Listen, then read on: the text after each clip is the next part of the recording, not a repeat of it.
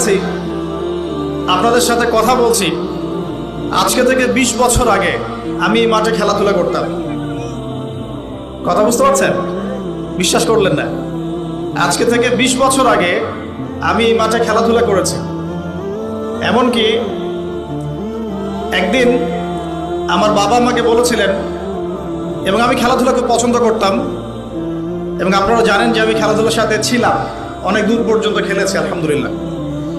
তো আমার বাবা আমাকে বলছিলেন যে খেলাধুলা করতে যেতে ইচ্ছা করছে। আমি বললাম যে হ্যাঁ। তো আমার মনে আছে ঠিক ওই যে ছেলেগুলো যেখানে দাঁড়িয়ে আছে ওই জায়গাটাতে আমি খেলছিলাম। আমার ব্যাচমেট যারা আছেন এখানে উপস্থিত হয়তো তারা জানবেন বিষয়টা। ক্রিকেট, অবশ্যই ক্রিকেট। আর ক্রিকেট খেললে আমি ব্যাটিং করতাম, বোলিং করতাম না। ব্যাটিং করেই পালাতাম, ফিল্ডিং করতাম না, এত খাটনির মধ্যে নাই। তো খেলতে খেলতে শুনলাম যে বাসায় আমার বাবা মারা গেছেন, ইন্না লিল্লাহি ওয়া ইন্না ইলাইহি রাজিউন। আমার বাবা আর মা এখানেই থাকতেন, ঠিক এই বাজারের সামনের বাসায়। এখানে আমার শৈশবটা কেটেছে। আমি আপনাদের এখানে পুলিশ একাডেমি শিশু শিক্ষালয় একটা স্কুল ছিল, এখন আছে কিনা আমি ঠিক জানি না। সেই স্কুলে আমি ক্লাস 1 ক্লাস 2 পর্যন্ত পড়েছিলাম। এরপরে আমি সরকারি পাইলট স্কুল উচ্চ বিদ্যালয়ে পড়েছি 1 বছর। এটা অনেকেই জানেন না। আমার শৈশবটার অনেকটা স্মৃতি এখানে জড়িত আছে। আর আজকে তাকদীরের কি লিখন যে সেই মাঠে বসে আমি আপনাদের সামনে দ্বীনের ওয়াজ করছি। সুবহানাল্লাহ। আল্লাহ পাক কিভাবে মানুষের তাকদীর লিখে রাখেন। হয়তো সেদিন আল্লাহ পাক আসমানের উপর থেকে দেখছিলেন এই ছেলেটা যেখানে খেলছে আর 20টা বছর পর সে এখানে ওয়াজ করবে, তাই না? আল্লাহ পাক সব জানতেন না? দেখুন, আমরা এখানে যারা উপস্থিত আছি আমরা দোয়া করি আল্লাহ পাক সবাইকে জান্নাত দান করুন। তো আমরা যারা উপস্থিত আছি জান্নাতে যদি যাই ইনশাআল্লাহ, জান্নাতে যাওয়ার 1 কোটি বছর পরে আমরা কি করব আল্লাহ পাক এখনই সেটা জানেন, জানেন না? আবার আল্লাহ না করুক কেউ যদি জাহান্নামে যায়, জাহান্নামে যাওয়ার 1 কোটি বছর পর সে কি শাস্তি ভোগ করবে আল্লাহ পাক এখনই সেটা জানেন। আল্লাহ রাব্বুল আলামিন এই সময়ের ঊর্ধ্বে, এটাই বলে আমরা আল্লাহু আকবার।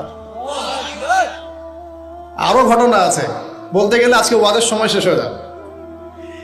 আমার পাশে ওস্তাদকে দেখছেন, এই যে ছোট ছেলেটা তেলাওয়াত করে গেল কোরআন, তার চেয়েও ছোট বয়স আমার, তখন 7 থেকে 8 বছর হবে।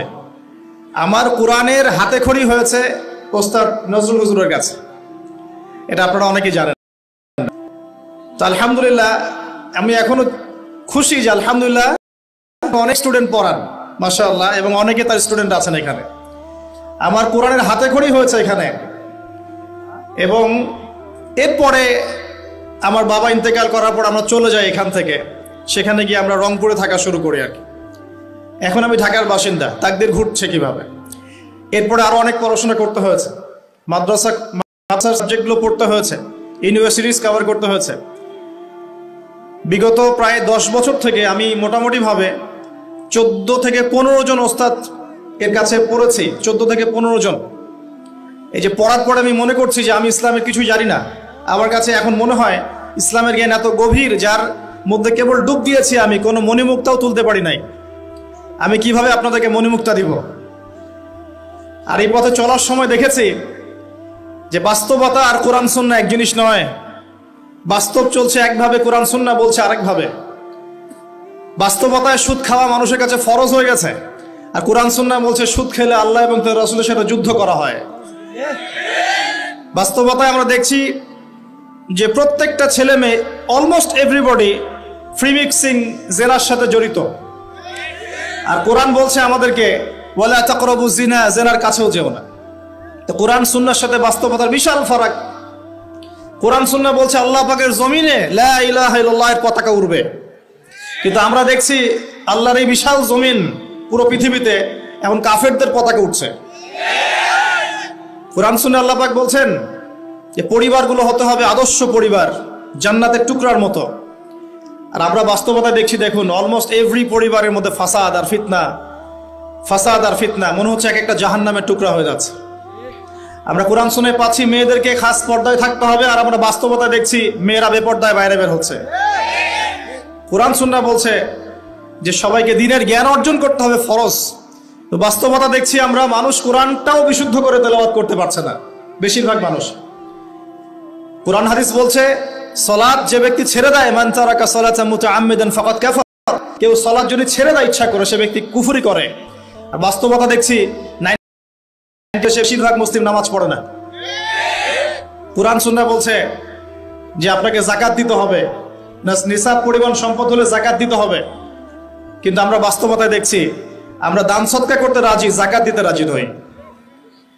অনেক ফারাক। আমি চিন্তা শিখলাম যে দুনিয়া আর কোরআন সুন্নাহ একভাবে চলছে না।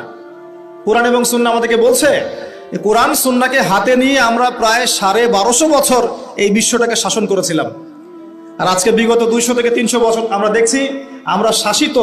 মানুষ আমাদেরকে উঠতে বললে উঠি, বসতে বললে বসি। আল্লাহ পাক সুদকে হারাম করেছেন, সারা বিশ্বে এখন সুদ ভিত্তিক ব্যাংকিং সিস্টেম চলছে, সবখানে সুদী এনজিও চলছে। আল্লাহ পাক কোরআন সুন্নাহয় বলছেন মুহাম্মাদুর রাসূলুল্লাহ, মুহাম্মদ সাল্লাল্লাহু আলাইহি ওয়াসাল্লাম সর্বশেষ রাসূল।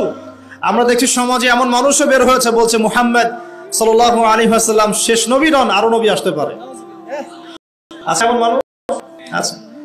কত পার্থক্য কোরআন এবং সুন্নাহর সাথে বাস্তবতার, এটা এই কোরআন সুন্নাহর জ্ঞানে ডুব না দিলে আপনি বুঝতে পারবেন না। কত ফিতনা। আল্লাহ পাক বলেন ওয়া'তাসিমু বিহাবলিল্লাহি জামিআ, তোমরা একত্রিত থাকো, আল্লাহর রজ্জুটাকে শক্ত করে ধরো, ঐক্যবদ্ধ থাকো। বাস্তবে দেখছি ঐক্যের বালাই নাই আমাদের মধ্যে, ঐক্যের কোনো বালাই নাই।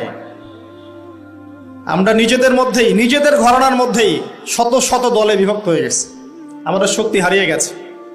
তরুণ প্রজন্ম, আমরা বিকেলে ক্যাডেট কলেজে গিয়েছিলাম, আলহামদুলিল্লাহ একটা প্রসঙ্গ মিস করেছি, একটু বলে নেই পরে ভুলে যাব। আপনাদের প্রতি আমার একটা রিকোয়েস্ট আছে, আমি আপনাদের সন্তান, এখানে আমি শৈশব কাটিয়েছি, আপনাদের প্রতি আমার হক আছে, ঠিক যেমন আমার প্রতি আপনাদের হক আছে। একটা কথা মাঝখানে ভুলে গেছে, আমার মাও এখানে পড়াশোনা করেছে। এই যে কলেজের মাঠে আমি লেকচার দিচ্ছি, এই কলেজ থেকে আমার মা ডিগ্রি পাস করেছে, বুঝতে পারছেন? অনেক স্মৃতি আছে। তো যাই হোক, আমি আপনাদের কাছে প্রত্যাশা করব যে আমরা চাই সারদাতে একটা উন্নত মানের যুগোপযোগী একটা মাদ্রাসা করতে। আপনারা কি সহযোগিতা করবেন? যদি আপনারা শ্রম দিয়ে, অর্থ দিয়ে, জায়গা দিয়ে, পরামর্শ দিয়ে সহযোগিতা করেন, আমার খুব ইচ্ছা আমি আমার ওস্তাদকে একটা মাদ্রাসা করে দেবো ইনশাআল্লাহ। আমার পক্ষে তো চালানো সম্ভব না, কারণ আমি ব্যস্ত থাকি। আমার জীবনটা মুসাফিরের মতো, আজকে এখানে কালকে ওখানে। এই যে এখন এখানে বসে আছি, রাত 10টায় সময় দেওয়া আছে চাঁপাইনবাবগঞ্জ। এগুলো তো মানুষ বোঝে না। আর আপনাদেরকে কষ্ট দিয়ে তাদের মন রক্ষা করতে পারছি না, তাদেরকে কষ্ট দিয়ে আপনাদের মন রক্ষা করতে পারছি না।